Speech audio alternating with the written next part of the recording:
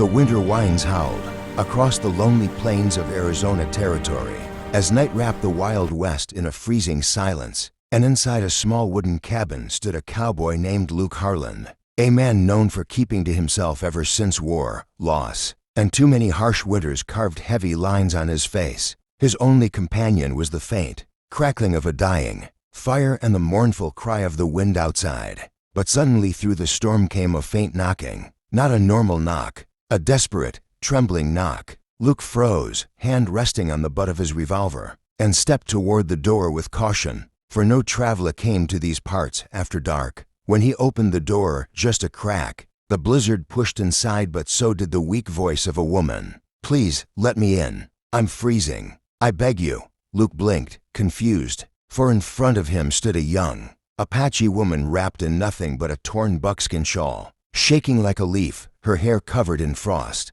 and her lips almost blue. "I'll reward you anything, just don't let me die out here," she whispered, barely able to stand. Luke swallowed hard. He had heard many stories of traps at night, but he saw no malice in her eyes, only terror and exhaustion. Against his instincts, he opened the door wider. "Get inside before you freeze solid," he muttered. The woman stumbled in, collapsing near the hearth as he quickly threw more logs on the fire. Steam rose from her clothes as they thawed, and slowly, painfully, she began to breathe normally again. "Thank you, cowboy," she whispered, eyes glistening with gratitude. "My name is Naya. I was traveling with my people, but white riders attacked. We scattered. I've been wandering for 2 days. Luke felt a pull in his chest he knew too well the ache of being lost and alone. He handed her a warm blanket, then poured hot coffee into a tin cup. As she drank, her hands steadied, and only then did she dare to look around the cabin.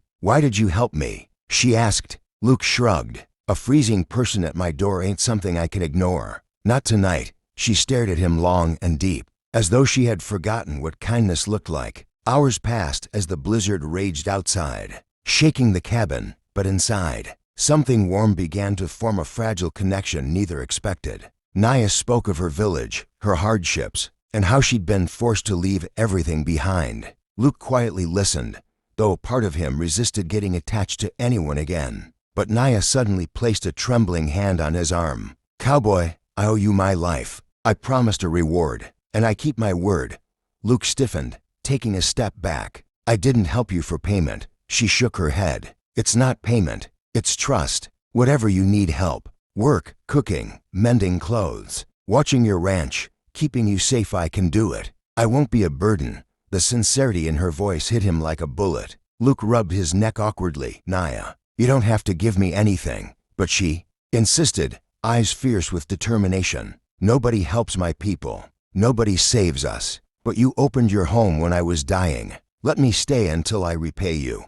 Just then the fire dimmed, and Luke stood to feed it, but Naya moved faster, kneeling gracefully and arranging the logs with a skill he did not expect. "Your fire burns inefficiently," she said softly. "Let me take care of it. And your home." Luke watched her, small, fragile, but with a strength forged from survival, and for the first time in years, he felt the walls around his heart crack open. The storm finally eased near dawn, leaving a silver glow across the land. Yet still Naya sat close to the fire, refusing to sleep. "Why don't you rest?" Luke asked. She shook her head. "I'm afraid you'll send me away." Those words pierced him. He sat beside her, not touching but close enough for his warmth to reach her. "No one's sending you anywhere. Stay until you're strong again." She turned, eyes filled with gratitude so deep it made him look away. Outside, the world was quiet after the storm, and inside, the warmth between them grew, not forced, not promised, but real. As the sun rose, Naya stood and tied her blanket around her like a cloak.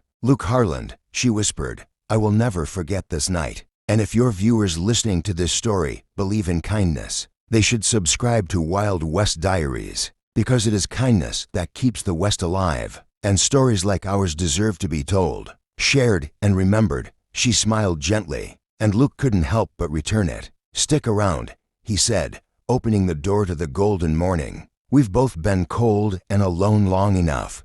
And in that moment, the cowboy and the poor Apache woman stepped into a new day. Two souls warmed not just by fire, but by fate,